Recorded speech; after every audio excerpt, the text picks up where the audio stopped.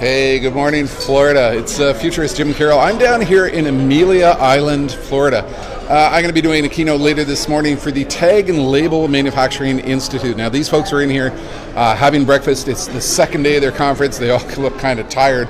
We're going to have to energize them. When I'm on stage with them at 10 a.m., I'm really going to be putting in perspective two key trends that they asked me to focus on. Number one, how is the world of manufacturing changing? And what do they need to do to make sure they're innovative? Now, we're seeing the digitization of the factory. We're seeing the arrival of the Internet of Things into manufacturing process. We're seeing a world of mass customization. We're seeing a lot of trends where what we can do in terms of manufacturing process is changing. And I'm going to outline some of that. I will also be talking about how the very nature of the products that they manufacture and the markets they are selling into are changing. Now think about what is happening with consumer products. Consumers are changing faster than ever. Attention spans are collapsing.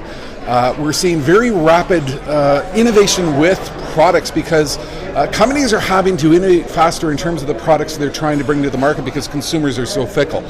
So these folks manufacturing tags and labels for those very products have to align to the trends which are impacting their customer base, which is consumer and product companies. And then there's the impact of intelligent packaging, this world of hyper connectivity. Packaging is becoming a part of the product.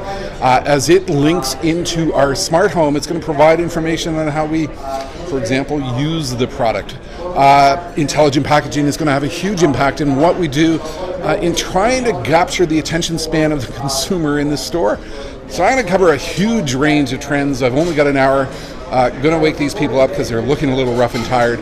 But it's a really good example of the very kind of extremely customized keynote that I do when I'm in with a lot of organizations. We'll report back in later on.